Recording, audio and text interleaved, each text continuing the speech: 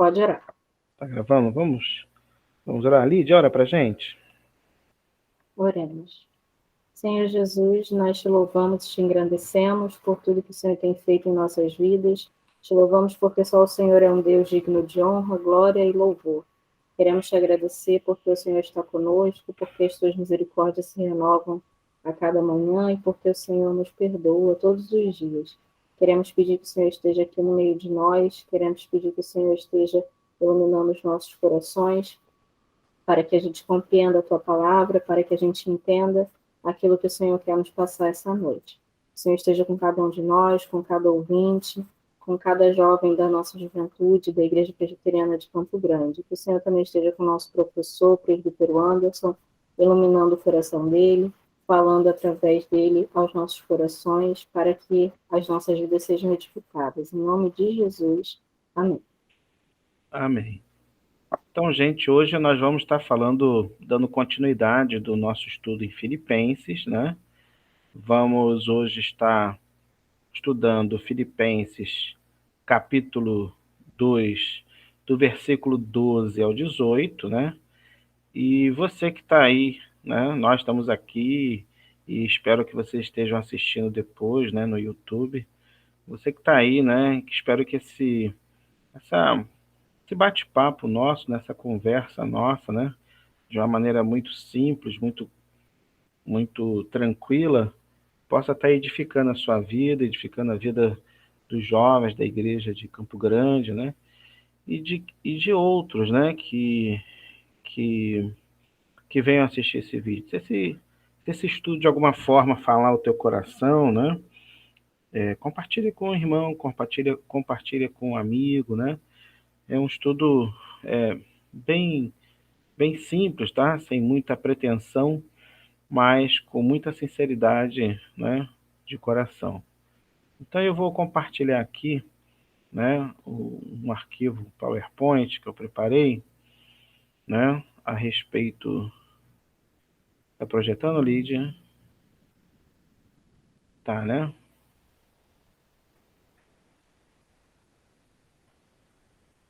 Tá aparecendo, Lídia, aí? Ah, sim, tá. Eu estava falando com o microfone desligado.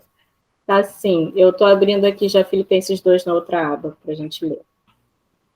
Show de bola. Então nós vamos estar, né, estudando Filipenses, capítulo 2. Fizemos aí capítulo 1, né? Fizemos a primeira parte do capítulo 2 até o verso 11. E hoje nós estamos continuando nesse trecho, né, da palavra de Deus aí, né? É um texto bem interessante, né? Está aqui o texto, palavra de Deus, eu botei aqui, né? Vamos ler?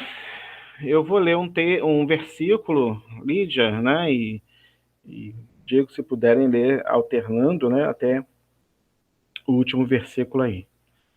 O texto diz assim: de sorte que, meus amados, assim como sempre obedecestes, não só na minha presença, mas muito mais agora na minha ausência, assim também operai a vossa salvação com temor e tremor. Porque Deus é o que opera em vós, tanto o querer como o efetuar, segundo a sua boa vontade. Fazei todas as coisas sem murmurações nem contendas. Microfone desligado.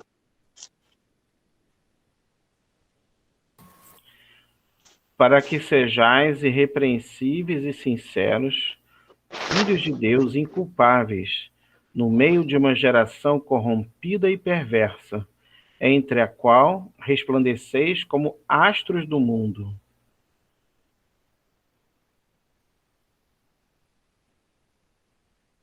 Retendo a palavra da vida, para que no dia de Cristo possa gloriar-me de não ter corrido nem trabalhado em vão. E ainda que seja oferecido por libação sobre o sacrifício e serviço da vossa fé, folgo e me regozijo com todos vós. E vós também regozijai-vos e alegrai-vos comigo por isto mesmo.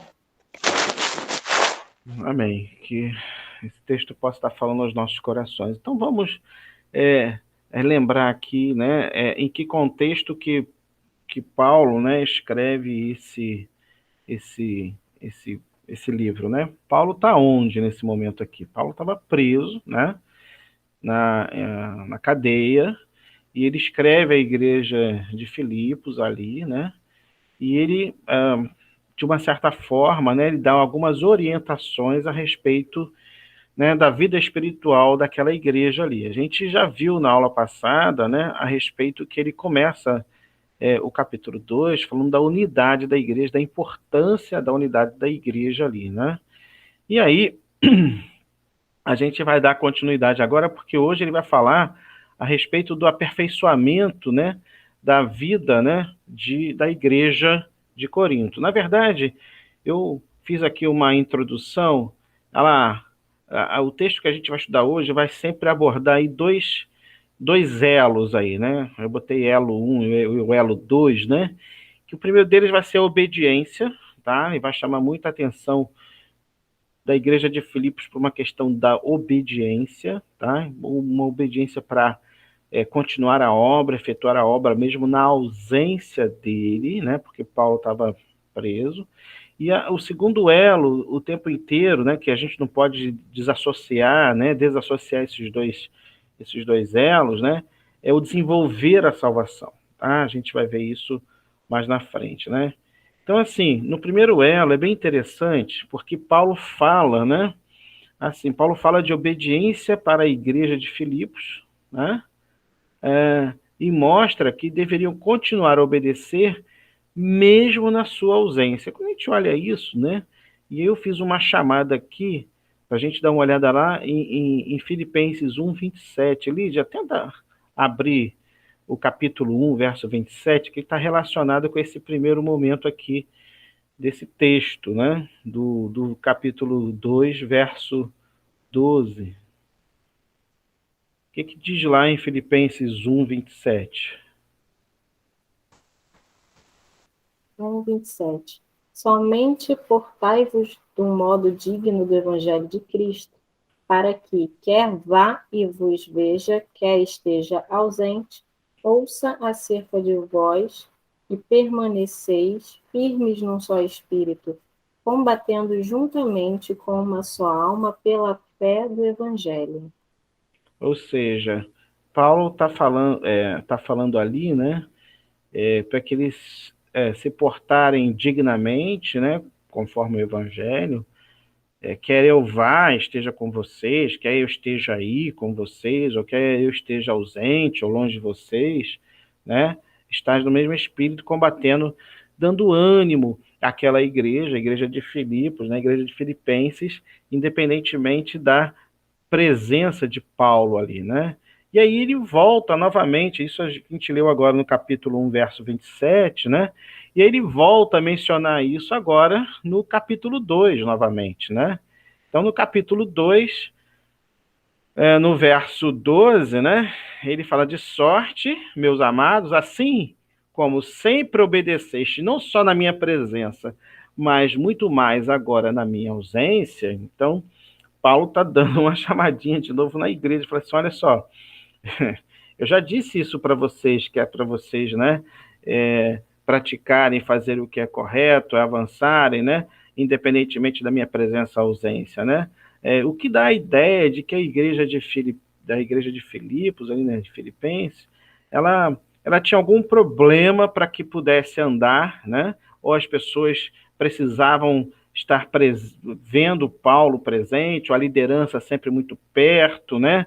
Ou ela tinha muitas pessoas que desanimavam com muita facilidade, né? E tinha que ter gente que está ali, vamos lá, vamos animar, vamos gente, vamos adiante, né? Aquela coisa toda. Parece que Paulo, ele sente isso, e a gente vê que ele faz essa observação tanto no capítulo 1 quanto no verso 27, e agora no capítulo 2, no verso 12, né? Então ele fala assim, olha, independentemente da minha presença, traduzindo isso, né, a palavra de Paulo, né, para uma interpretação mais clara do texto, independentemente, né, da minha presença ou da minha ausência, né? E ele fala assim, muito mais agora na minha ausência. Por quê? Porque ele está preso, né? Então ele fala assim, olha, eu não vou voltar nem tão cedo, eu preciso que vocês ponham a mão no arado, né? E vão adiante, e vão, agora não é hora de parar, eu não vou estar aí com vocês, eu não vou estar podendo orientar vocês de perto, né? Eu preciso que vocês vão adiante. E aí ele vai, né, no verso 13, a gente vai falar daqui a pouco, ele vai dar outras palavras, né, de conforto e também de, como é que vou dizer, de incentivo à igreja para avançar. Lídia, isso acontece com as nossas igrejas? Será que quando a igreja vê que uma liderança, né, está mais distante, né, a gente costuma fraquejar? Imagina! Isso é um mal, né? Parece que está no ser humano esse desânimo, né? Essa coisa de que alguém tem que estar ali olhando, né, o que a gente está fazendo, né, e sempre dando orientação. Mas, né, o pastor, o presbítero está ali, não está ali, eu vou desanimar, ninguém vem. Não pode, né? A gente tem que ter aí a Inclusive é um dito popular, né? O olho do dono engorda o cavalo, né? A ideia de que quando quem está liderando está mais perto, a coisa funciona melhor, né? Pois é, e Paulo percebeu isso na igreja de Filipenses, né? Isso, olha, o que a gente vive nos dias atuais, né? Já aconteceu, né? Por isso que a gente fala que a palavra de Deus ela é atemporal, né? Ela relata isso que ocorreu lá no passado, mas é exemplo para os nossos dias atuais. A gente não pode, né? Cair nessa aí, né? Então ele foca, tá? E a palavra que Paulo, né, diz aí que ele usa no texto é obediência, né? Não sei se vocês perceberam isso. A palavra que ele usa é obediência, assim como sempre obedecestes, né? Então, ele não fala assim, olha, por favor, ou faça pelo seu motivo. Não, não, não. É obediência, tá? E nós temos que fazer a obra de Deus e fazer, né, o que ele chama de desenvolver a salvação, que a gente vai discutir, que é o segundo elo, não porque eu quero, no sentido de que é bom para mim, ou porque o presbítero, porque o pastor, porque por obediência a Deus, por obediência àquilo que é necessário a gente fazer. Nós existimos aqui, tá? Única e exclusivamente para trabalhar na obra de Deus e pregar o Evangelho. Tá? A grande comissão de Cristo que é ide e pregar o Evangelho a toda criatura. Então, assim, é uma condição importante para a igreja entender isso. Tá? Então, assim, eu sei que nos dias atuais a gente vive muito procurando entretenimento, né? Eu vejo aí as igrejas, né?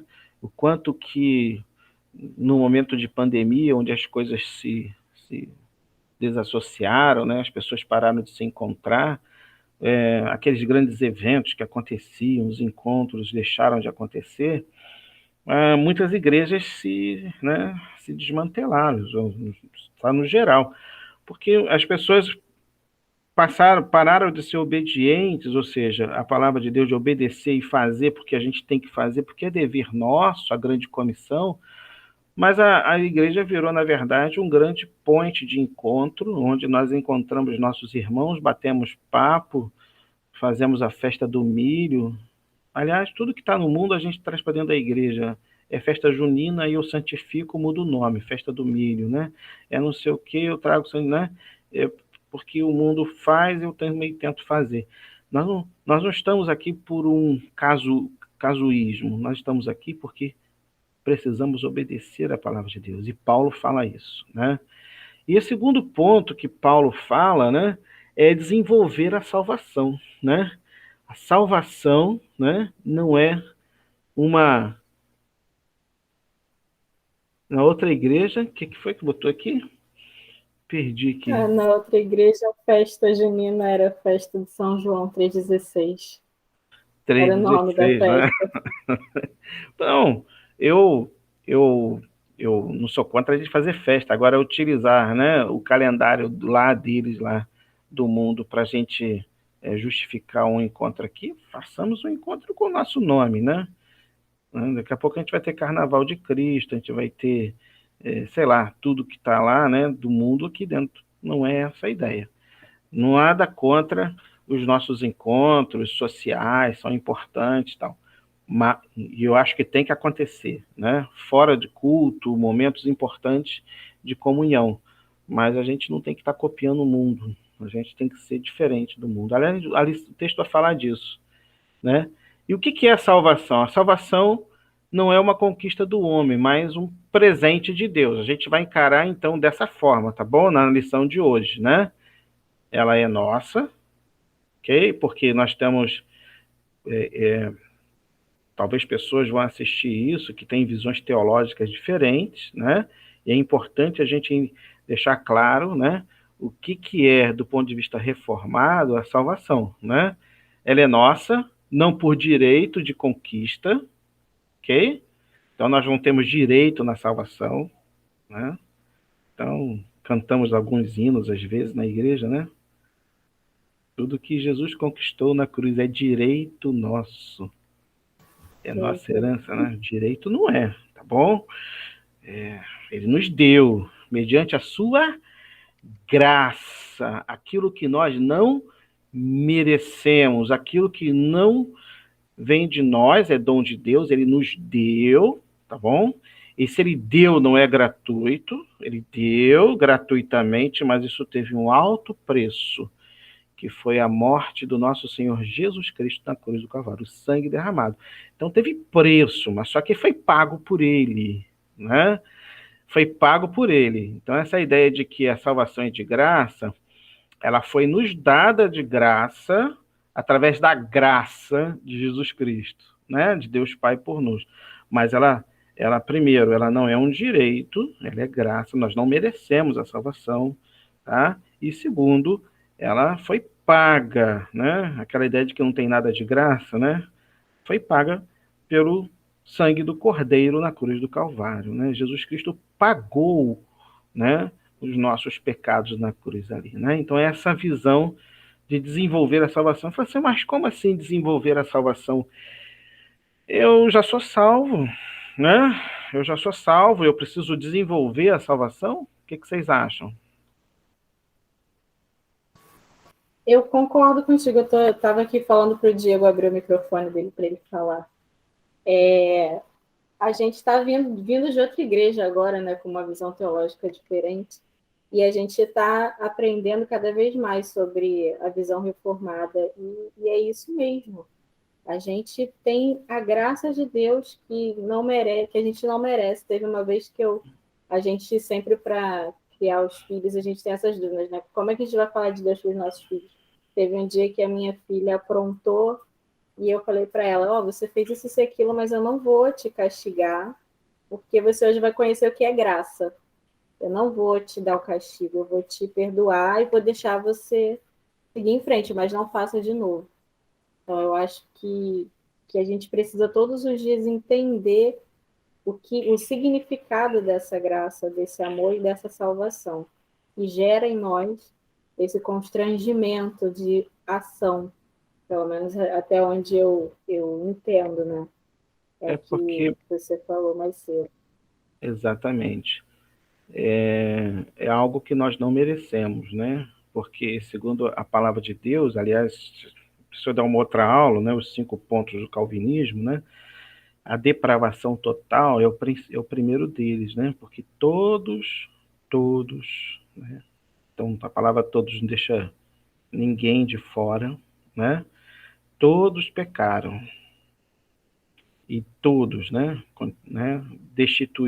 foram destituídos da glória de Deus. Então, todos nós, o nosso destino era a morte, pela graça e misericórdia de Deus. Ele nos salvou, né? Então é algo que vem. Se o homem em pecado, né, pudesse escolher, ele escolheria o pecado novamente. Ele não escolheria, né, a Deus, né? Ele escolhe Deus porque o Espírito Santo de Deus toca no nosso coração. Efésios 2:8, deixei no slide bem aí, né? Esse joguinho de palavras aí para vocês verem, porque pela graça sois salvos por meio da fé. E isto não vem de vós, é dom de Deus. Então a salvação É uma dádiva de Deus para nós, tá? Então, ela é nossa, ela é minha, ela é sua, Lídia, ela é sua, Diego, ela é de cada um de nós, foi nos dado, tá? O que Deus deu, ele não tira. É outro ponto que a gente vai falar daqui a pouco. O que Deus deu, ele não tira, porque nós fomos selados com o Espírito Santo para o dia da redenção, tá? E é baseado nessa coisa maravilhosa que nós recebemos, a nossa salvação, tá? Que foi comprada por um alto preço. Ela foi comprada não com ouro, não com prata, mas pelo precioso sangue de Cristo derramado na cruz do Calvário. Um presente do qual nós não merecemos e recebemos da parte de Deus, é que nós temos que cuidar da nossa vida espiritual, é isso que Paulo está falando, e cuidar da nossa vida com Deus. E aí ele vai falar, e isso é a salvação, né? É isso aí que ele fala de desenvolver a salvação, né? Então, assim, outro elemento importante é que a salvação verdadeiramente nos pertence, ok? Então, Deus nos deu a salvação e ela é minha, ela é sua, tá? Diferentemente de muitos cristãos, eu botei aí, né? Que está ligado à perseverança dos santos, né? Muitos cristãos, por não estarem um pouco arraigados na doutrina da graça, ficam inseguros acerca desse ponto, pensando que a salvação nos é dada no momento e tomada e tirada em outro momento, né? Que podemos estar salvos num dia e perdidos no outro, né? Isso é porque a pessoa que imagina dessa forma encara a salvação não como uma graça de Deus, como algo merituoso nosso, mérito meu, mérito seu. Então, quando eu estou fazendo algo muito positivo, Deus me salva. E quando eu estou muito mal na fita com Deus, né? Deus me condena. Então, eu perdi a salvação. Então, a salvação ela é dada por Deus a nós, mas ela não está ligada ao nosso mérito, tá? Eu e você, todos nós, não fizemos nada para que pudéssemos ser alcançados pela graça de Deus. Simplesmente foi o amor, tá? E a misericórdia de Deus para conosco, né? Então, um presente que foi dado para sempre. Então, lá no outro ponto do calvinismo, que é o quinto, né? A gente chama isso de perseverança dos santos, tá bom? Então, os salvos, uma vez salvos, salvo para sempre, e esses irão perseverar, né? Olha eu engasgando aqui, né? Eles vão perseverar, ou seja, até o fim, vão estar lá, jamais vão abandonar o evangelho, porque esses de fato foram alcançados e selados com o Espírito Santo para o dia da redenção, tá? Não vamos ser abandonados por Deus, não vamos ser deserdados, não vamos ser abandonados porque nem anjos, nem principados, nem coisas do presente, nem do porvir, nem qualquer outra criatura, nada pode nos separar do amor de Cristo. Eu estou citando outros textos de próprio Paulo em Romanos para a gente entender que isso é, né, forte, né? E os que o Pai me enviou, olha Jesus falando, e os que o Pai me enviou, mostrando que de fato é Deus que a salvação vem de Deus para o homem, os que o Pai me enviou, estes de maneira nenhuma lançarei fora, né? De maneira nenhuma. Nós estamos então nos braços de Cristo, na mão de Cristo, como ovelhas de Cristo, guardados e protegidos no amor de Cristo, mas esse presente, que não é mérito nosso, que nós não fizemos nada para alcançar, né? Que não veio de nós, mas é um dom, um presente de Deus, ele requer, né, de nós algumas coisas importantes, né? A salvação desenvolvida. Aí o texto diz assim, a soberania de Deus não anula a responsabilidade humana, né? Eu botei aqui, ó, há dois equívocos muito comuns acerca da salvação. O primeiro deles é pensar que a salvação é resultado do esforço humano. A maioria das religiões pregam que o homem abre o seu próprio caminho rumo a Deus. Consequentemente, a salvação é resultado do mero esforço humano, né? A famosa meritocracia, né? O segundo equívoco é pensar que a salvação é uma parceria do homem com Deus, ou seja, um sinergismo, né? Que é uma teologia que prega que a salvação é o resultado da obra de Deus conjugada com a cooperação humana. Né? O versículo 12, que a gente leu, diz: trabalhai para a vossa salvação. A palavra é vossa que está lá, então ela é minha, ela já foi dada, tá? Mas ele fala: desenvolvei a vossa salvação. Tá? Ninguém pode desenvolver sua salvação a não ser que Deus já tenha trabalhado nele, tá certo? Ou seja, eu posso desenvolver a salvação porque Deus me deu, né? E ele não vai tirar, porque o objetivo dele é que nós desenvolvamos a nossa salvação. E ainda sobre a salvação, a gente vê lá, né, no verso 13, Filipenses capítulo 2, verso 13, diz assim: porque Deus é o que opera, né, em vós, tanto querer como efetuar, segundo a sua boa vontade. Então, o que ele está dizendo aí? O que o apóstolo Paulo está dizendo? Olha, isso que eu estou dizendo de vocês desenvolver a salvação, tá? Fiquem tranquilos, porque Deus vai operar isso em vocês. É Ele que vai fazer isso. Esse querer e efetuar é da vontade de Deus. Então eu botei aqui, ó, a verdade bíblica insofismável é que a salvação é obra exclusiva de Deus, tá? Porém, o fato de Deus nos dar graciosamente a salvação não significa que ficamos passivos nesse processo. A salvação é de Deus, ele e nos é dada por Deus, mas nós precisamos desenvolvê-la. Da mesma maneira que você está vendo, né, essas florezinhas sendo regadas, sendo cultivadas, sendo cuidadas, sendo tratadas, nós também precisamos fazer isso com a nossa vida espiritual.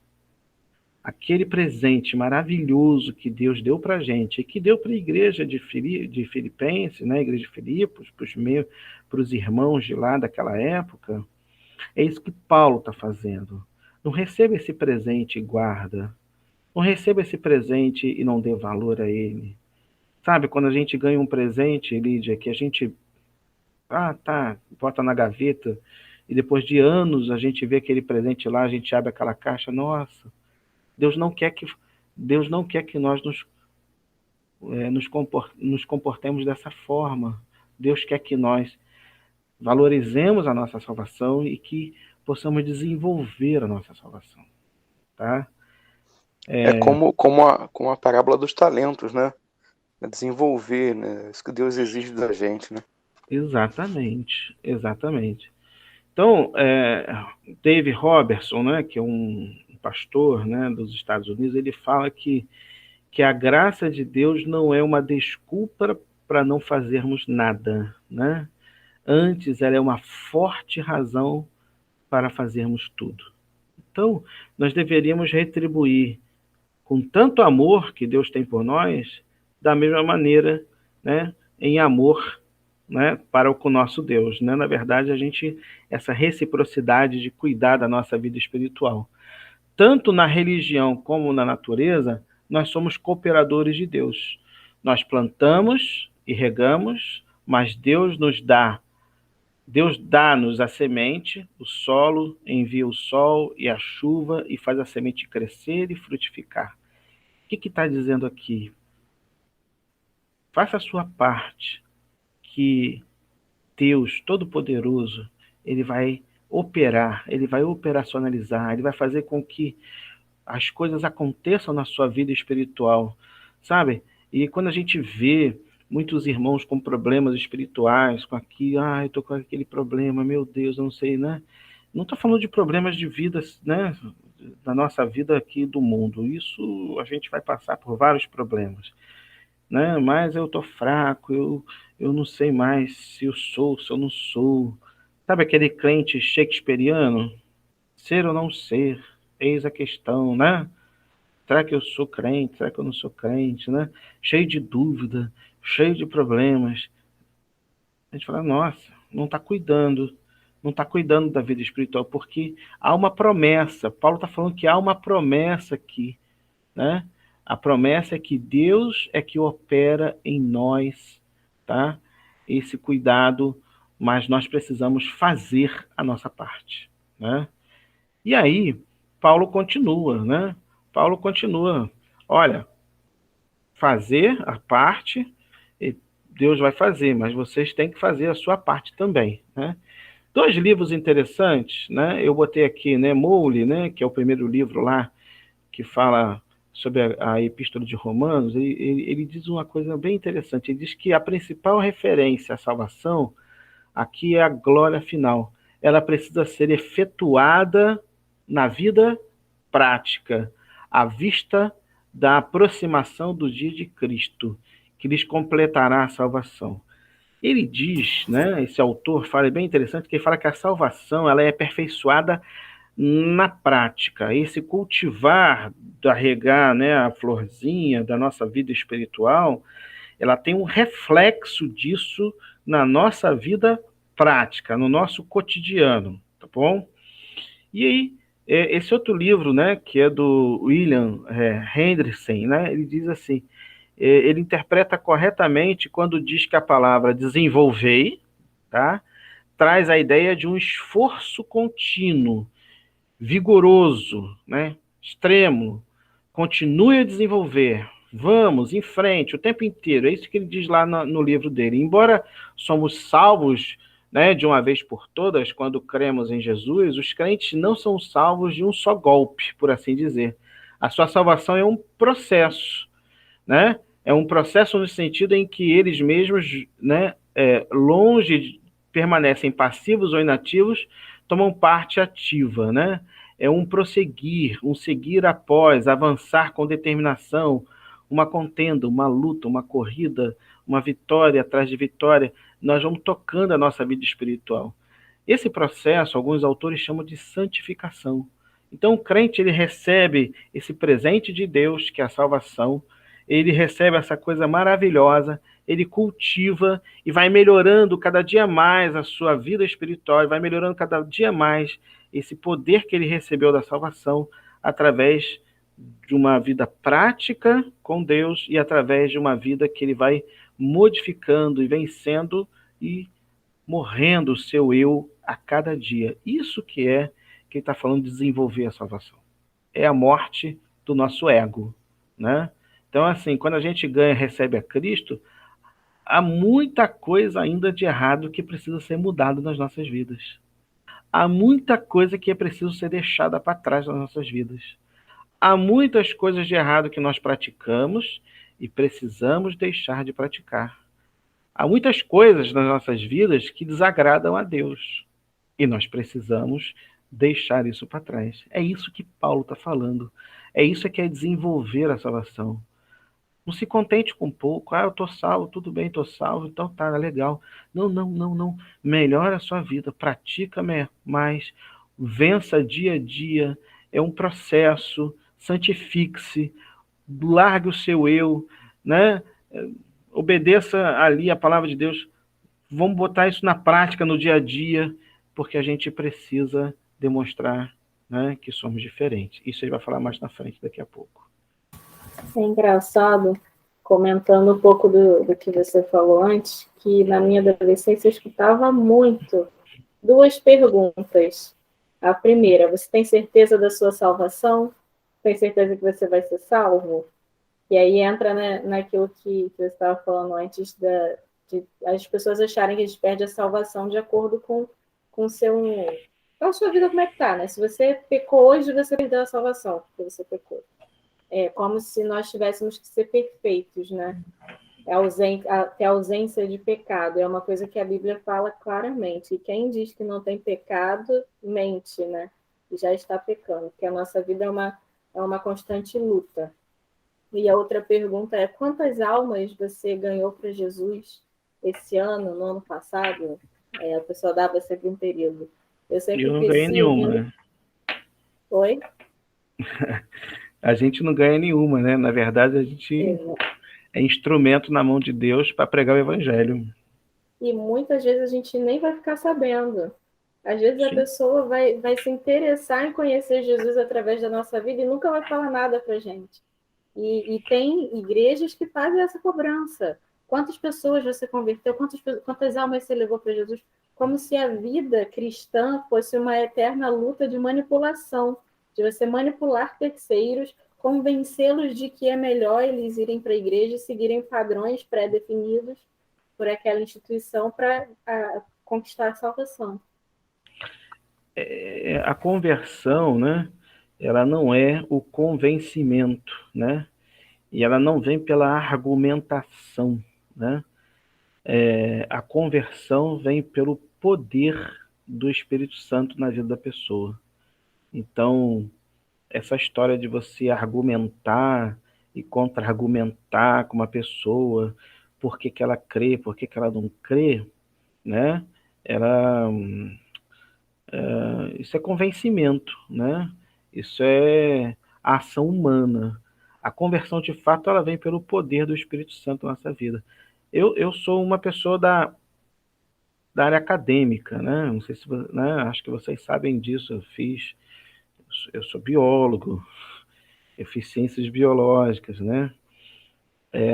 Diferentemente de alguns cursos, né? De outras áreas, é uma área assim muito dura no ponto de vista da ciência, né? A biologia, né? Eu fiz mestrado, eu fiz doutorado, eu fiz pós-doutorado, né?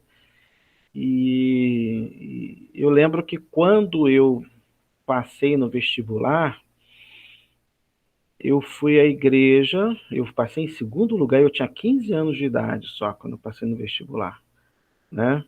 E eu fui pedir para os pastores na época, né, o conselho da igreja, né, para que fizesse uma oração de gratidão, né? Olha, eu só informei lá. Aliás, olha só, eu fui o primeiro da igreja a passar no vestibular, né? Então, assim, ninguém sabia que era uma faculdade naquela época. Olha, tô contando a minha idade, né? Uma universidade, né? Aí eu ouvi uma coisa assim, um garoto de 15 anos ouviu uma coisa que eu nunca esqueci, sabe? Eu vou morrer com isso, né? Eles olharam para mim e falaram assim: eu não sei o que você está agradecendo. Você vai para lá, você vai virar ateu, você vai abandonar a Deus. Eu fiquei assim, né?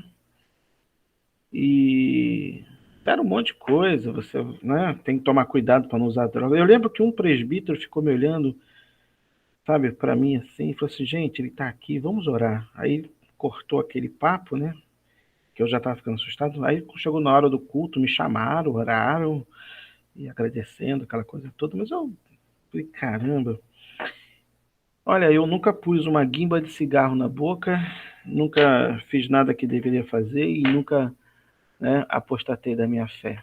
Porque a fé não provém de mim, é um dom de Deus, entendeu? Então, assim, se dependesse da racionalidade humana, da argumentação humana, essa fé que vem do homem, ela desmorona, mas a fé que vem de Deus, ela, mesmo na dúvida, porque durante vários momentos da minha carreira acadêmica, né, vem dúvidas sobre determinados assuntos e temas, a fé estava lá, né, sabendo que em algum momento o esclarecimento daquela dúvida viria, né, e eu nunca deixei de crer no poder de Deus e nada disso, entendeu? Então, assim, eu fico às vezes ouvindo as pessoas dizer, vai para a igreja, vai para a universidade, vai abandonar a fé. Olha, se de fato é um convertido, né? Eu tenho as minhas dúvidas disso. Tá? Então, assim, é claro que ele pode influenciar, pode fraquejar, pode, né, e tal. A gente não gostaria que acontecesse isso, mas, assim, a fé é um presente que vem de Deus aí, né? Verso 14. Pode falar, Lídia. Eu acho que independente do lugar onde você esteja, a gente sempre vai passar por um período da vida que a gente vai fraquejar, porque é o que a gente comentou na semana passada, foi até você que falou, que a vida cristã é assim, a gente cai, a gente levanta, a gente volta, a gente sai, a gente muda de igreja, é assim a vida cristã. Um dia a gente está mal, outro dia a gente está bem, no outro a gente está melhor. Independente de estar na faculdade, independente de estar em casa, independente de ser dona de casa, de trabalhar fora, né? Por isso que eu falo muito de padrões instituídos não por Deus, não pela Bíblia, mas pelo homem. Né? O cara que abre a igreja dele e ele, a partir dali, dita o que é regra para a salvação da vida dos outros. E quando a gente entende que a salvação é graça e vem de Deus, a gente descansa em todos os aspectos. Até quando a gente tem filho. Porque, às vezes, nos anos 90, principalmente, a gente teve, né, o ápice, né, daquele negócio de não pode ver Disney, não pode ver aquilo, não pode aquilo outro. Eu tive uma tia que queimou na fogueira tudo que era da Disney, das filhas dela. Tá Porque, voltando. assim, tá voltando? Nem sei. Mas, enfim. Então, porque é uma tentativa de você garantir a salvação por meio das suas atitudes. Quando não é assim. Se você é salvo e pronto, né? Não tem essa de fraquejar e perder a salvação. E quando você entende isso, né, você descansa nos braços de Deus, né? Tem até aquele cântico, descansar em seus braços, né? Altos louvores, ó, contando minha idade de Eu não novo, conheço, né? não. Diego deve A gente conhecer, eu não conheço, não. a gente descansa nos braços de Deus e entende que Ele nos protege. Agora, nós temos uma tarefa, tá? Que Paulo fala de desenvolver a nossa vida espiritual. Nossa vida espiritual não pode ficar parada, sabe? Ela não pode, você não pode ser a mesmo crente 10, 20, 30 anos depois. Você não pode, né? Nós não podemos ter os mesmos defeitos que apresentamos quando conhecemos a Cristo lá atrás. É isso que Paulo está falando. Nós não podemos ser aquele crente, o pessoal diz aquele crente Gabriela, né? Eu nasci assim, vou morrer assim, aquela música, né? Nós não podemos. Nós temos uma vida a ser aperfeiçoada, uma vida de santidade, uma vida a ser desenvolvida. A nossa salvação ela é um processo na nossa vida da relação nossa com Deus. E aí Paulo fala, olha, a salvação tem que ser demonstrada, Filipenses 2:14. Fazei todas as coisas sem murmurações nem contendas. Então, olha só, eu costumo dividir que ele separa essa demonstração da salvação em dois ambientes, em dois aspectos. O primeiro dentro da igreja e o segundo fora da igreja. Então, o homem que é salvo, a pessoa que é salva, ela demonstra essa salvação dentro da igreja com os seus irmãos em Cristo Jesus. E Paulo estabelece aí um modelo de vida, né, dentro da igreja como deve ser, tá? Dentro da igreja. E Paulo também mostra no texto, que a gente vai ver verso 15, depois 16, que essa demonstração também tem que ser fora da igreja, tá? Então, assim, eu costumo dizer que a igreja é onde nós estagiamos o nosso evangelho, né? É onde nós praticamos inicialmente, né? Então, Paulo diz assim, Paulo escreve falando da necessidade de obediência na tarefa de desenvolver a salvação. Essa obediência, porém, pode ser de bom grado ou de má vontade. Esta última é uma espécie de obediência que equivale à desobediência. Pedro fala da prática da hospitalidade enquanto se lastima, né? Agora, Paulo exorta a fazer tudo sem murmuração, sem contenda, sem briga, sem facção. Lembrando que a gente começa lendo Filipenses 2:1, que a gente leu na semana passada, ele chamando a igreja à unidade. E aqui ele volta novamente, de uma certa forma, né, a dizer, parece que é comum no ser humano, comum em nós, é criarmos grupinhos e separarmos, né? Fazermos aqueles grupinhos ali, né? E dividir, separar e fazer, né? Uma espécie de isolamento, né, das pessoas, né? Então, a famosa panelinha. A famosa panelinha. Eu botei o slide aí, né? Parece que Paulo vai retornar aí, nesse verso 14, ao problema básico descrito lá nos versículos de 1 a 4 que nós estudamos já. Os crentes da igreja de Filipe estavam fazendo coisas, mas estavam fazendo coisas com a motivação errada. Eles não estavam unidos entre si, eles tinham divisões, né? Eles estavam sem sintonia uns com os outros, havia partidarismo, havia discordância entre eles. A igreja estava dividida. E Paulo né? Como exortou lá no capítulo 2, de 1 a 4, que a gente estudou, aqui ele volta de novo a exortar os crentes, dando-lhe duas ordens, né? Os dois pecados mencionados são exatamente aqueles que macularam o povo judeu em sua travessia no deserto. Vocês lembram disso? Que era murmurar. Lembram disso? O que o povo murmurava? Murmuração e contenda, né?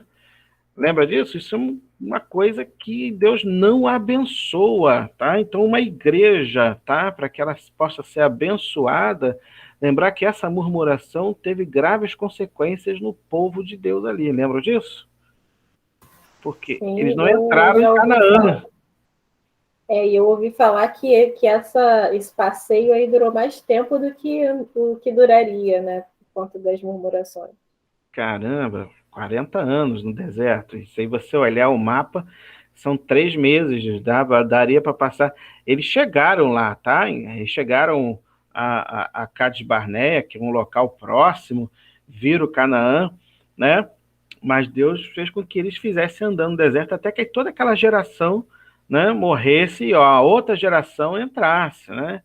Então, assim, andaram espias, duvidaram da presença de Deus, que Deus mandou eles irem lá e tomar a terra, mas duvidaram. Ou seja, em primeiro lugar, eles deviam fazer tudo sem murmuração. Filipenses 2,14. Eu botei aquele desenhozinho, ó céus, ó terra, ó mar. Lembra da hienazinha aí, né? É o hard a hiena. Aí, ó. A palavra que Paulo usa para murmuração, lá no grego, né? No Novo Testamento está escrito no grego koiné, né?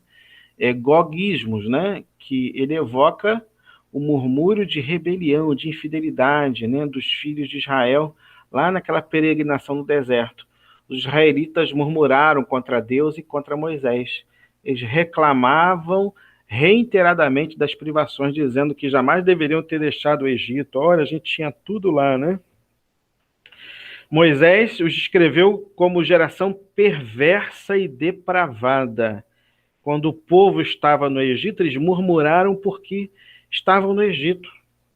Alguns dizendo que era melhor terem continuado escravos lá. Quando eles saíram do Egito, eles murmuravam porque saíram do Egito. Eles murmuravam porque não tinham nada para comer. E quando Deus providenciou milagrosamente o maná para eles comerem, eles murmuravam porque não tinham carne. E murmuraram durante 40 anos no deserto, e quando chegaram à Terra Prometida, ainda continuaram murmurando, né? Muitos de nós somos como eles, né? Deus nos abençoa, mas há algumas coisas que nós não gostamos, né? Deus, então, nos abençoa mais e nós ainda continuamos murmurando, né? Então, Paulo fala, olha aqui, ó, essa murmuração, essa divisão entre vocês está atrapalhando o crescimento da vida espiritual de vocês, está atrapalhando, né, vocês manifestarem a salvação, demonstrar a salvação, o presente, a maior dádiva que Deus deu para vocês. Vocês nunca vão chegar lá dessa forma. Vocês vão ficar igual o povo do deserto, percorrendo 40 anos, né? Aí eu botei uma coisa aqui, né?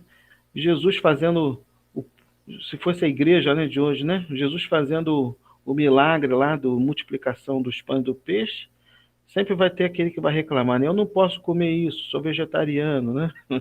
Esse peixe não está contaminado com mercúrio, esse pão sem glúten, né?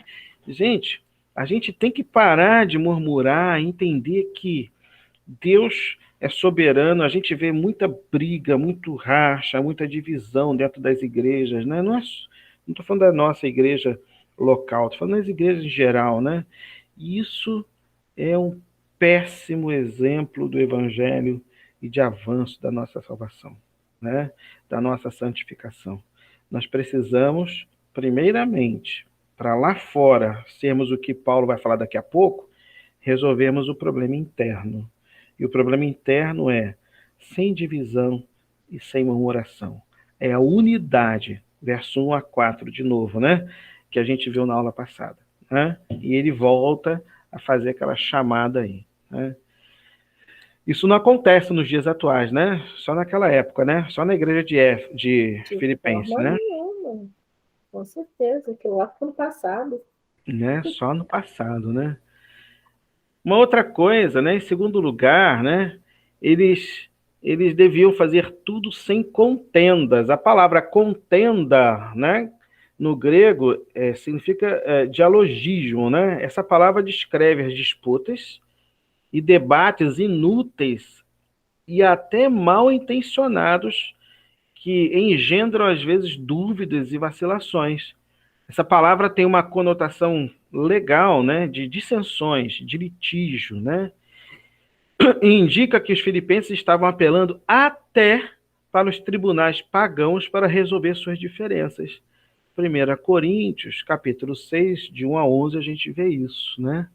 Então, essas brigas, esses debates, né? Às vezes a gente está discutindo coisa tão boba, né? Dentro da igreja que serve para só criar divisão, dissensão, litígio, né? Bobagem isso, né? Bobagem. Eu botei ali, né? Os dois brigando lá no chão, né? Rolando ali, né? No desenhozinho. Vocês não devem brigar, devemos amar os nossos inimigos. Olha, a Bíblia ensina a gente a amar os nossos inimigos, né? Ele não é meu inimigo, né? É meu irmão. Estão brigando lá, né? A gente está muito longe desse evangelho que Jesus ensinou, né? Eu deveria estar abraçando o meu inimigo. Eu deveria estar orando pelo meu inimigo, pelos nossos inimigos, por aqueles que nos ofendem, por aqueles que nos fazem tristes, por aqueles que ferem o nosso coração. Eu deveria estar orando por eles, eu deveria ter eles como aqueles que seriam o alvo das nossas orações, né? E a gente está brigando com o irmão. E como isso pode estar acontecendo, né? Por que as murmurações e contendas são atitudes tão reprováveis? Por quê? Primeiro, essas atitudes são completamente opostas à atitude de Cristo. Filipenses 2,5, né? Ele amou a gente. Ele amou a gente. Ele amou e nos deu a salvação. Segundo, essas atitudes criam um obstáculo, né? À causa de Cristo entre os descrentes. Como nós vamos pregar o evangelho, que é amor, se nós murmuramos e brigamos entre nós? Não há testemunho, não há praticidade do evangelho, da nossa salvação. A salvação não é demonstrada, eu digo, você tem que ser salvo. Salvo de quem? Dessa briga de vocês? O evangelho se torna inócuo. A palavra de Deus, ela não tem nenhuma penetração no mundo. Ela vira apenas um discurso de púlpito, né? Ou de internet, como é hoje, e as pessoas debocham, né? Muitas das vezes da igreja, né? E, lamentavelmente, com razão, né? Se tudo que as pessoas conhecem sobre a igreja é que seus membros vivem constantemente murmurando e contendendo ou brigando, né? Eles terão uma impressão negativa de Cristo e do Evangelho. Então, nós não... Pode ser alguma, né? De debates, às vezes. Vamos fazer um debate na igreja sobre... Vou brincar aqui agora. Sobre política. Não faça, pelo amor de Deus. Não faça. Nesse momento, não. Daqui a 20 anos a gente faz, mas agora não, porque vai ter o irmãozinho que vai falar lá, né? O outro vai falar o outro. E vai ter contenda. Para quê?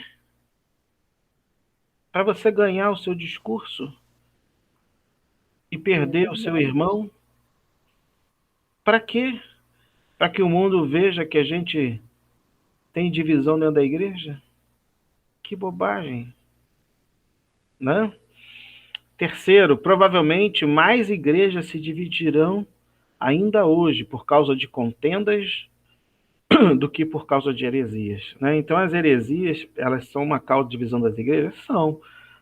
Mas você vê quantas igrejas surgem por brigas, não é isso? Surgem muito mais igrejas por brigas do que por uma nova interpretação da Bíblia, por uma nova visão de texto, ou porque ter uma nova teologia ou doutrina, né? Você vê muito mais igrejas serem formadas porque houve um racha na igreja original do que, de fato, por uma nova interpretação dos textos bíblicos, né? Então, assim, é aí, tá? Então, a primeira coisa que Paulo fala, olha só, uma igreja forte, meus queridos irmãos em Filipenses, não tem briga e não tem dissensão, né? Façam tudo por amor e mantenham aquela unidade, mantenham o que é importante para que a gente possa estar testemunhando lá fora o que a gente é aqui dentro. Tudo bem? Diego, Lídia, quer falar uma coisa? Tudo bem. Eu achei ótimo a sua palavra. É até um puxão de orelha que a gente precisa ouvir, né? E a gente precisa botar, né, na prática isso, né? A gente tem que ser... A gente ouve coisas e eu não tenho que dar uma resposta imediata a ninguém. Fica quieto. A pessoa está nervosa, está falando demais, está também cheio de problema, né? E a gente tem aquela coisa de responder, não sei o que e tal, né? E assim por diante. Capítulo 2, verso 15. Aí eu vou separar o texto, parte A, né? Para que sejais, botei assim, a salvação é demonstrada através de uma conduta irrepreensível. E aí Paulo fala, agora aquela parte que eu falei que é para fora da igreja, lembra? Ele fala da demonstração da salvação dentro da igreja, que é a unidade, né? E as contendas, né? Para a gente manter a unidade da igreja. Murmuração e contenda, falei errado. Manter a unidade da igreja.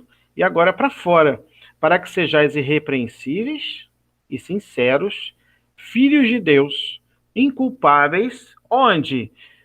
Dentro da igreja? Não, no mundo, no meio de uma geração corrompida e perversa. No meio de uma geração corrompida e perversa, né? O apóstolo Paulo detalha, né, sobre a conduta irrepreensível, abordando 3 pontos importantes. Em primeiro lugar, os crentes devem se tornar irrepreensíveis. A palavra lá no grego, irrepreensível, é amêmpitos, que expressa o que o irmão é no mundo.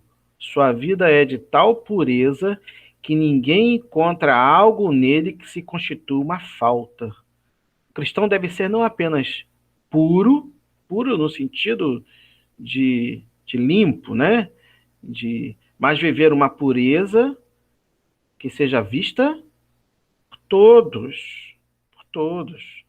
O cristão deve refletir o caráter de seu pai. Quem é nosso pai? Deus. A ponto de viver de tal maneira que ninguém pode lhe apontar um dedo acusador, né? Vocês já pararam para pensar nisso? O quanto é importante? Agora, Paulo não está falando demais da relação entre eles dentro da igreja. Paulo está falando agora para eles, né? Olha, e vocês têm que demonstrar isso também dentro da igreja, mas também fora, no mundo, nessa geração perversa aí. E eles têm que olhar para vocês e ver que vocês são exemplo em tudo aquilo que vocês estão fazendo. Eles têm que olhar para vocês e não ver nada, né, que desabone a sua conduta, que eles olhem fora, que aponte uma falta, ou que você é isso, que você é aquilo, que você rouba, que você mata, que você faz isso, que você faz as coisas erradas, mas que você é um exemplo, como Cristo foi exemplo. Olha que peso para a igreja de Filipenses, né? Olha, só se consegue isso numa igreja com unidade, né? Olha que deslanchar do nosso texto, né? E será que a gente tem vivido isso nos dias atuais? Será que as pessoas olham para a gente e falam assim, nossa, que cara legal, eu queria ser igual a ele? Será que a gente tem vivido dessa forma? Será que a gente tem demonstrado a salvação dentro e fora da igreja? Nós temos tornado isso de uma maneira prática? Será que a gente tem sido luz em meio às trevas lá no mundo? Lídia? Eu acho que a gente está vivendo um dos piores momentos da igreja atualmente. Acho que a última coisa que os crentes, de uma forma geral, estão fazendo é dar bom testemunho, né? Eu acho que Paulo estava querendo dizer, né, com essa fala, que o cristão, pelo menos assim, me corrija se eu estiver errado, a gente vai errar, mas a gente não vai ter prazer em errar. A gente lá fora, as pessoas não vão dizer que a gente é uma pessoa acostumada, tendo mau costume, acostumada a mentir, acostumada a roubar. Nós somos pessoas que, se a gente, porventura, machucar alguém, vai pedir desculpa. Nós somos as pessoas que, se porventura cometerem um erro, vão voltar atrás e vão caminhar para não errar novamente.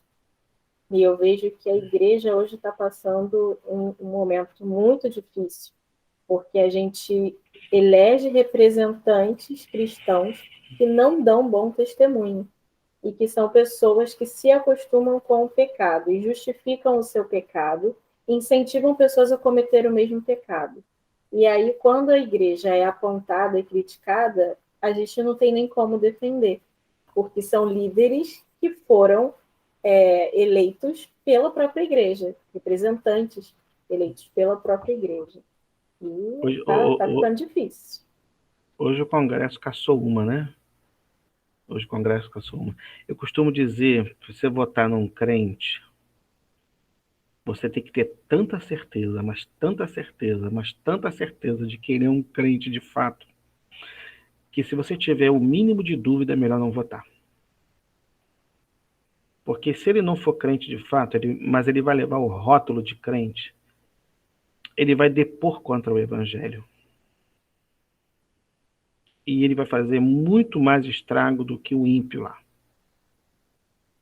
E esse exemplo, né, de hoje era uma pessoa que conseguiu levar uma imagem, né, no passado até para o mundo, e era uma imagem positiva, né?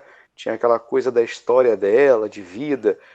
Houve um filme da vida dela feito com todas as estrelas da Globo estrelando o filme. Então vamos dizer assim, é uma oportunidade tão boa, né, para se ver o cristão de uma outra forma, e tudo aquilo se mostrou falso, né? O dano que aquilo causou à imagem do evangelho, à imagem do cristão, à imagem da igreja, né?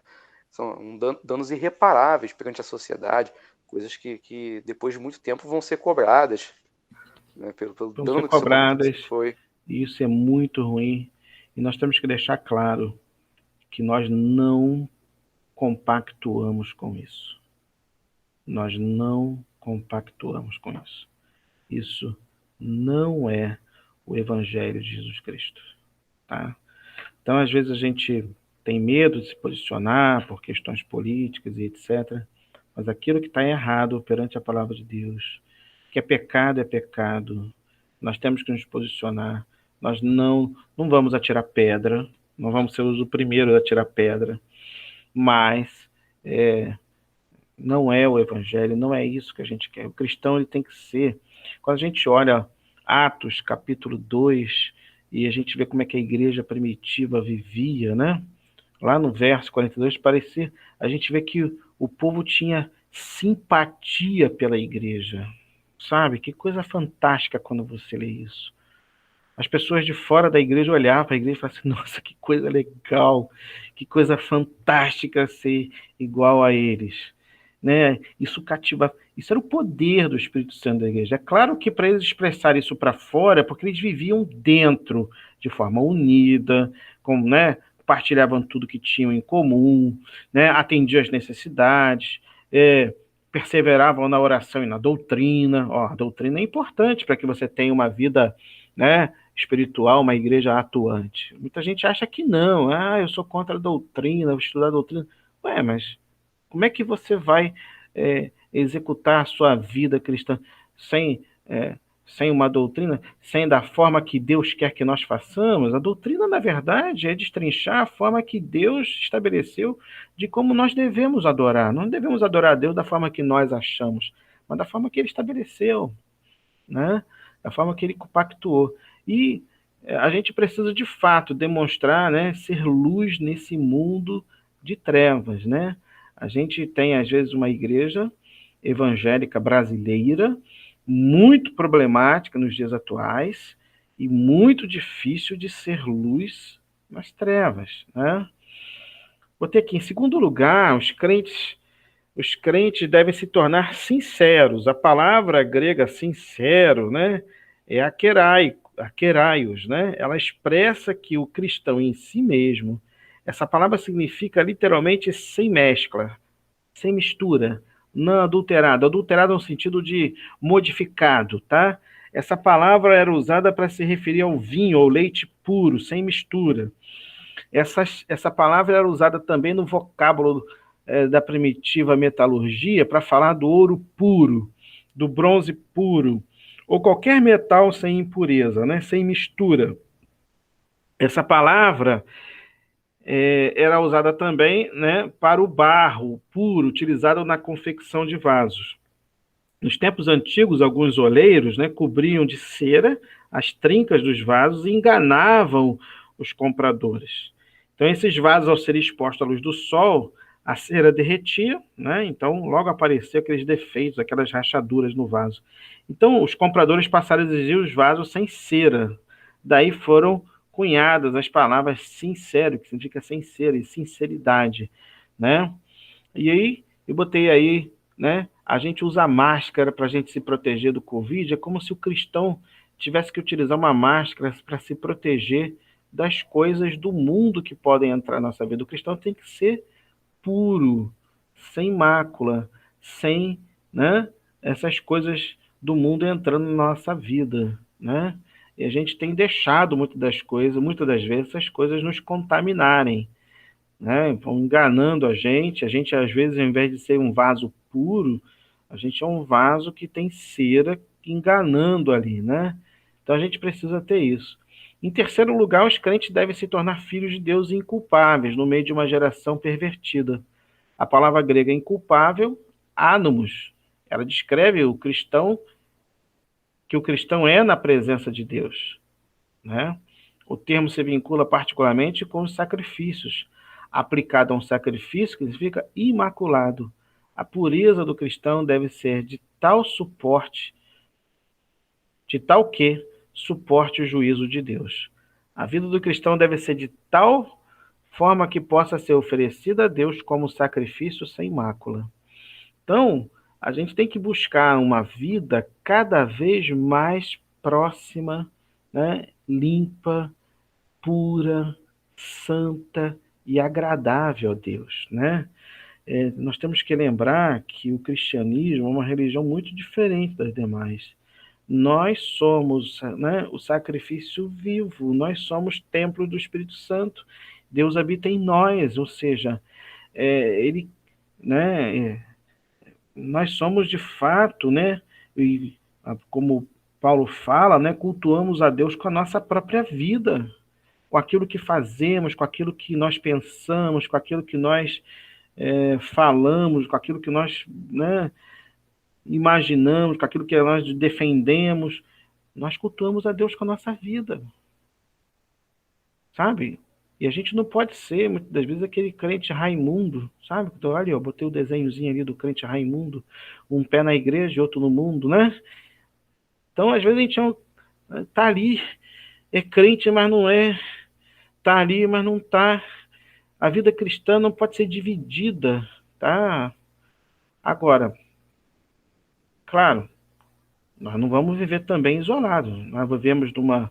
Botei assim, é importante ressaltar que a vida cristã não é vivida numa estufa espiritual, numa redoma de vidro, mas no meio de uma geração pervertida, como o texto diz. Não é ser sal no saleiro, nem luz debaixo do alqueire, tá? Mas no mundo. E esse é o desafio de você estar no mundo, falando do evangelho, e não se contaminar com as coisas do mundo. E não se, né? E não trazer para a gente, né, as coisas do mundo. Enquanto crentes nós somos desarraigados desde o mundo perverso, faltou a pontuação. Enquanto crente nós somos desarraigados desse mundo perverso, porque na verdade nós não somos do mundo, né? Ao mesmo tempo não somos removidos fisicamente do mundo, estamos aqui, vivemos aqui. Nós estamos no mundo com a missão no mundo de anunciar as boas novas do Evangelho. Assim também a igreja de Filipos precisava completar sua missão no mundo, vivendo como filhos de Deus inculpáveis no meio de uma cultura depravada e pervertida.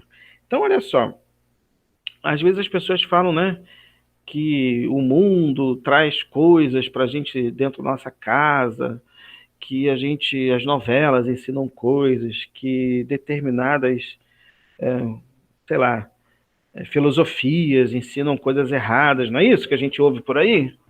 Vem cá, e quando é que foi diferente disso? Nunca foi diferente disso. O mundo é o mundo. O mundo é o mundo, e sempre foi mundo. E naquela época, é claro que existiam culturas depravadas e pervertidas, né? E estavam debaixo, a igreja de Filipenses, debaixo do jugo, né, do Império Romano, com toda aquela podridão da cultura grego-romana, eles estavam influenciados por aquilo ali. Era nessa condição que Paulo está falando que eles têm que ser luz no mundo. E a gente trouxer para os dias atuais, é nessa condição que a gente vive aqui que a gente tem que ser luz do mundo. E não tem que mudar o mundo para o mundo deixar de ser mundo. O mundo vai continuar a ser mundo, porque virá sobre o mundo o juízo de Deus. Quem não tem que se adequar ao mundo é a igreja. A gente quer mudar o mundo, mas se esquece de que a igreja que não tem que se contaminar com o mundo e se manter pura, porque nós somos de Deus e estamos apenas no mundo. Estamos aqui de passagem por uma nova Canaã, onde nós estaremos com Deus eternamente. Sabe? A gente vê, às vezes, eu não vou mudar o mundo, porque se a gente mudar isso, mudar aquilo, né, vai acabar com isso, vai acabar. O mundo é esse, meu irmão. É daí para pior, porque é o que escatologicamente a gente vê na Bíblia, né? É isso aí. Oi, Lídia. Algumas pessoas esquecem que a Bíblia é regra de fé para o crente e quer fazer da Bíblia a constituição do mundo. Talvez uma tentativa de deixar a vida cristã mais fácil. Quem sabe, né? Sim, né? Se você proíbe a bebida, né, você não vai ter mais que escolher entre ir à igreja ou ir ao bar. Talvez você tire uma opção dele. Fique mais fácil ele ir para a igreja, né? Então, assim, eu digo que eu não quero que o mundo deixe de ser mundo, mas quero uma igreja cada vez mais viva pelo poder do Espírito Santo, que os crentes sejam unidos, que eles sejam, como é que eu vou dizer, modificados pelo Espírito Santo, e que a gente possa ser luz nesse mundo. E quando eu estiver andando ali, a Lídia estiver andando, o Diego estiver andando, as pessoas, olha a Lídia, olha o Diego, né? Olha o irmão ali, claro, eles não chamam a gente de irmão, né? Mas olha eles ali, como eles são diferentes, né? E é isso que a gente precisava ser nesse mundo, é isso que é luz, né? E o texto é luzido mesmo, como se fosse lua e sol, usado para o mesmo termo que se usa para os astros, né? O texto usa essa palavra lá, não é brincadeira, né? É algo assim, é referência, como o sol é uma referência para o dia e a lua é uma referência para a noite, nós deveríamos ser uma referência de conduta para o mundo, para o ímpio. Né? E eles olhassem para a gente, tivessem simpatia por nós, e dissessem, nossa, como é que você é diferente? E eles gostam disso, né? Eles querem o diferente, vocês sabem disso, né? Porque se a gente faz o mesmo que eles falam, esse cara é igual a mim, tá aqui, tá lá na igreja, mas bebe, mas faz isso, mas faz aquilo. A história dele é uma lorota, né? Eles sabem, tá? Eu ia falar exatamente isso agora, né? Que você falou da luz do sol, da lua, e são elementos essenciais para a vida.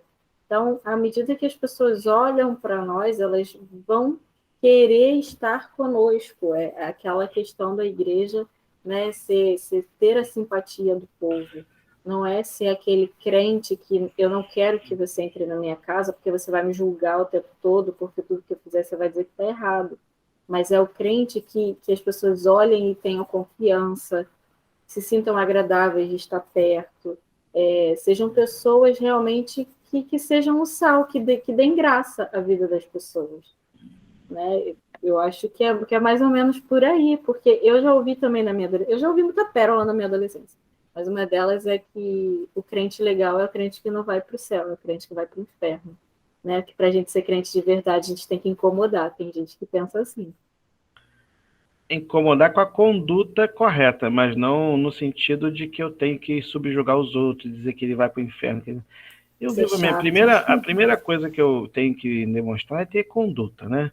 Eu sou professor, né? Eu sou professor universitário, dou aula em 2 universidades, dou aula no curso de medicina, dou aula no ensino médio também. E aí, eu estou dando aula e você vê os crentes, né?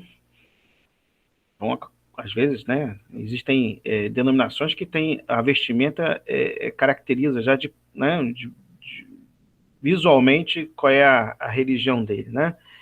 E aí você imagina, né? Fala assim, nossa, que fantástico, né? Ele está usando essa roupa porque ele demonstra que ele respeita a Deus, é obediente. Eu não uso, né? A gente não tem esse costume, né? Nós somos presbiterianos, mas eu acho legal, né? O cara que fala, eu quero ser diferente. Cara, mas é o primeiro a colar na sala de aula. Aí eu fico olhando aquilo, eu não acredito, né? Eu chamo a atenção e falo assim, olha, todo mundo aqui podia estar fazendo isso, mas você.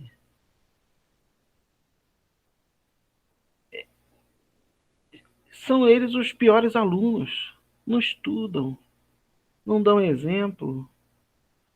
Você sai do portãozinho da escola, tá agarrando o menino lá no canto. Vai falar, mas você, que deveria ser luz do mundo, sal da terra. Filho, o que você vai falar de Jesus aí? Então, acabou. A primeira coisa que a gente quer, que o mundo quer de um cristão é o testemunho. E segundo, né, também pregar o evangelho. Nós, né, surgindo oportunidade e não surgindo oportunidade, a gente prega o evangelho, a gente fala, né? Na Pregar, se verdade, possível, com palavras. eles perguntam, quando eles começam a perceber que você é diferente e você, né, eles perguntam, mas você é da igreja, você... E a dúvida é tanta hoje no mundo, há tanta carência, sabe, do algo novo, diferente do evangelho, e você vê que eles perguntam.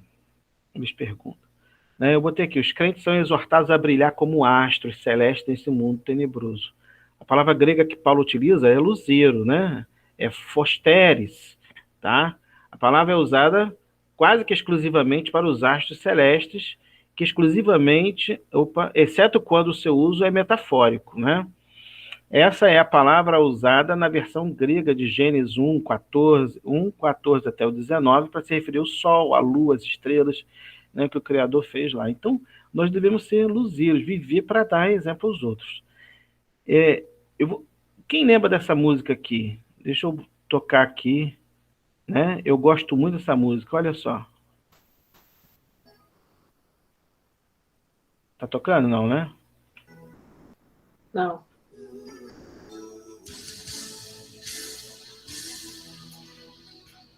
Vocês lembram dessa música?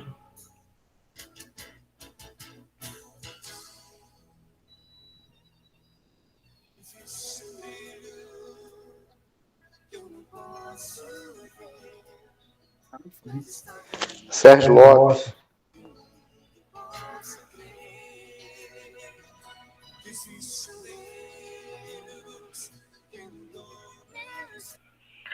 Existe um brilho que está em mim, mas que eu não posso ver, né? Que eu não posso ver, mas que está em mim para que o mundo possa crer. Isso aqui é Altos Louvores. Depois Sérgio Lopes regravou. É antes ainda de Sérgio Lopes. Né? Sérgio Lopes fez parte também do Altos Louvores. É Né? a Década música, de a música que ele 80, cara. compôs, né? A música ele compôs no Altos Louvores, né? Depois ele regravou solo, É mas verdade, é é verdade. a música dele. Olha só agora.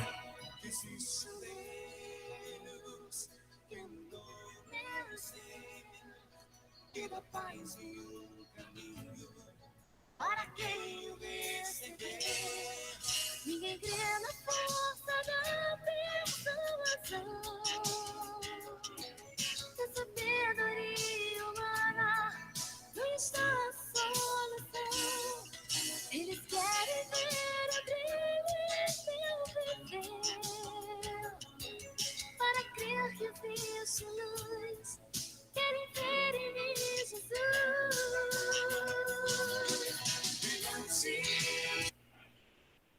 Coisa linda, né? Então, ninguém crê na força da persuasão. Na sabedoria humana não está a solução. Eles querem ver o brilho em meu viver.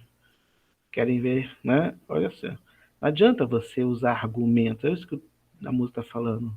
Persuadir o indivíduo a ser. Eles querem ver luz, eles querem ver Cristo em meu viver. Né? Brilhante, né? Deve ser o meu viver. Essa música é fantástica, né? Da minha juventude, eu olhava isso, né? É um grupo que falava muito, letras muito profundas, né? E aí a gente, né, olha isso, né, e fala assim, caramba, é isso que Paulo está falando em Filipenses 2,15. É isso que a igreja precisa ser. Luz. Luz nesse mundo. E, né, para fechar, verso 2,16, né, a salvação é demonstrada através de uma fidelidade inegociável da palavra, né? Paulo enfatiza aqui duas coisas importantes a respeito da palavra de Deus, né? Em primeiro lugar, a necessidade que a igreja tem de preservar a palavra da vida. A palavra de Deus é singular, ela não se assemelha aos demais livros, ela é viva, é a palavra da vida, é o espírito da vida, ela é a palavra da vida porque proclama a verdadeira vida que se encontra em Cristo, né? Em segundo lugar, a necessidade da igreja trabalhar enquanto é tempo. Paulo deixa bem claro que ele enfrentará o dia de Cristo, né?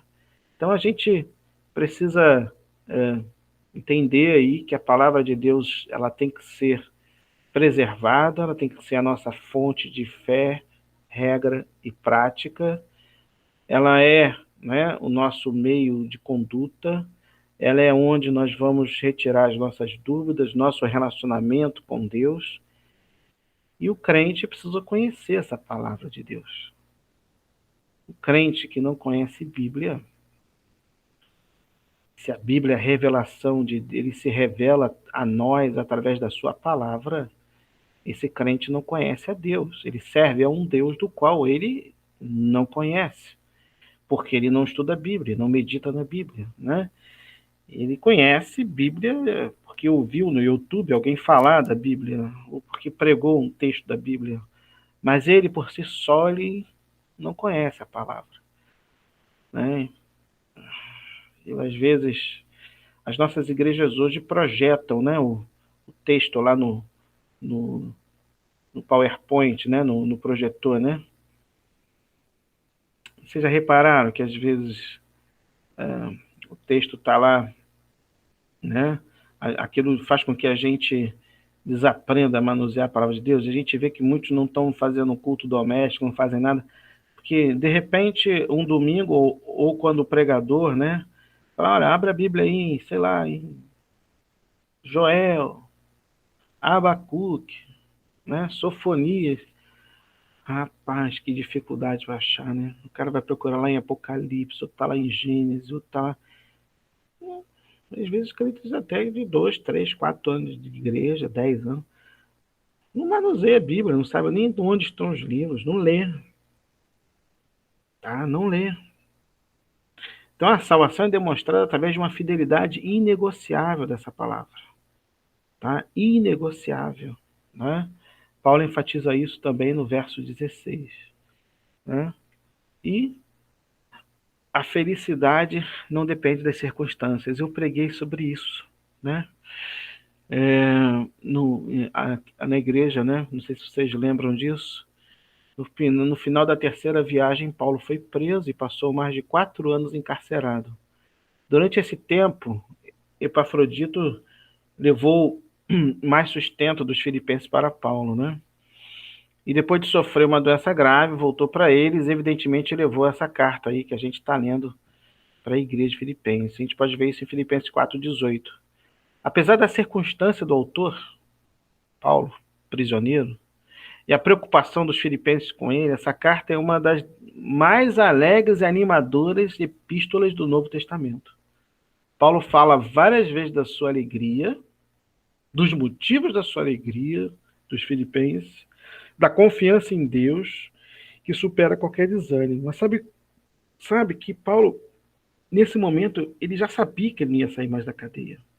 Mesmo assim, Paulo escreve com tanto vigor, com tanto cuidado, com tanto carinho, com tanto amor, com tanta dedicação, sabe, que você olha os textos mais fantásticos de Paulo quando estava preso. Aí você fala assim, meu Deus, o que leva um homem, numa circunstância dessa, ainda estar feliz e com vigor, sabe? Então o texto, né, está lá, entretanto, mesmo que seja eu, Paulo, oferecido por libação sob o sacrifício e serviço da vossa fé, alegro-me e com todos vós me congratulo. Assim vós também, pela mesma razão, alegrai-vos e congratulai-vos comigo. Ou seja, igreja, independentemente do que acontecer, seja feliz, seja uma igreja próspera, alegre, nada de desanimar. Eu estou aqui na cadeia, eu vou morrer, eu estou feliz, estou escrevendo, e vocês estão aí. Sabe? É fantástico quando tu lê, você chega a arrepiar quando você fala isso. Você fala assim, meu Deus, isso é poder do Espírito Santo na vida de um homem. Né? Isso é o que Paulo viveu ali. Então a gente precisa ter, de fato, sabe, uma igreja, às vezes uma igreja tão cheia de coisinhas, cheia de probleminhas, cheia de não sei o que, não pode falar isso, né? Ou todo mundo triste. Não, nós temos que ser uma igreja alegre. Ah, aconteceu isso, aconteceu, mas Deus está conosco, né? E independentemente do que acontecer, independentemente das circunstâncias, temos que ser um povo alegre, um povo feliz, grato a Deus. John Piper disse: os discípulos devem ser tão felizes com o que Deus será para eles na era vindoura, que nenhuma tristeza nesse mundo pode remover a felicidade deles em Deus. John Piper. Então, né, um cristão tem que ser, de fato, um povo alegre, um povo feliz, independentemente das circunstâncias. Né? Mesmo preso, mesmo com toda aquela condição, Paulo demonstrava, né, que ele estava alegre com ele, com a situação dele e também com Filipenses. Então, era isso aí que a gente tinha para falar, né? E vocês podem, né, fazer algum comentário, alguma pergunta, né? E é importante, né, que a gente possa estar aprendendo e pondo em prática nas nossas vidas aí. Lídia, Diego. Foi uma bênção. Puxão de orelha necessário. Uma injeção de ânimo também. Eu acho que Paulo tem muito dessa característica. Ele não julga as pessoas, ele não julga nas cartas dele apontando o dedo, mas ele é aquele amigo que fala o que a igreja precisa ouvir. E a gente teve muito disso nessa aula. A gente ouviu o que a gente precisou ouvir. E eu gosto de Paulo, né, porque ele vai no dedo, né? Quando a gente escreve para Corinto, ele fala assim, eu sei que tem dentro de vocês esse, aquele outro problema, né? E ele vai lá, né? Ele pastoreia de fato, né? Paulo pastoreia de fato a igreja, né? Ele vai lá no problema, né? E olha, ele fala isso para a igreja de Filipenses porque ele conhecia a igreja de Filipenses, né? Foi uma das primeiras igrejas que ele fundou, né? Na viagem missionária dele. E era uma igreja que sustentava ele, das que mais sustentava ele, né? Você tem relatos de Paulo agradecendo a igreja, né? Pelo sustento a ele, né? Era uma igreja importante, era uma igreja que com vigor, mas tinha esses problemas aí, né? Então ele exorta a unidade, ele exorta a igreja que ela seja uma igreja única. questão da murmuração e divisão dentro da igreja, e pede que a igreja seja luz, primeiro, dentro da igreja e fora da igreja, nesse mundo, né? Então, olha, vocês vão, né, para o mundo mostrar que são luz, que são de fato um exemplo a ser seguido. E independentemente das coisas que aconteçam, sejam felizes, né? Porque eu estou aqui resumindo o que foi falado hoje aqui, né? Sejam felizes, porque Deus é conosco. E a salvação, aprimore dessa maneira a cada dia, porque ela é um presente de Deus para as nossas vidas. Amém. Muito bom, né? Muito Amém. bom. Amém. A gente agradece. Não vamos, eu vou encerrar aqui só para a gente parar de gravar, né, para o pessoal. Tá? Agradeço a todos que estão acompanhando aí. Se vocês, né, estiverem ouvindo e gostaram, né, do estudo, podem compartilhar com seu amigo, com seu irmão, independentemente, né, da denominação. E nós vamos encerrar aqui com uma oração, né? Diego, consegue orar para a gente? Sim, consigo sim. Oremos então. Senhor Deus, nosso Pai, obrigado, Senhor, por essa oportunidade de poder estudar a Tua Palavra. Te agradeço, Senhor, pela vida do Anderson, porque tens preparado, Senhor, ele e a sua sabedoria, Senhor, tens preparado o seu conhecimento para nos trazer, Senhor, um pouco mais, Senhor, do Teu estudo. Pedimos, Senhor, que mantenha ele com saúde, Senhor, dentro da tua graça, para que ele possa, Senhor, continuar fazendo esse trabalho maravilhoso. Pedimos, Senhor, pela vida dos jovens da igreja, pedimos que estejas à frente desse ministério, Senhor, que esteja nos dando sabedoria e entendimento para poder conduzir, Senhor, esse ministério.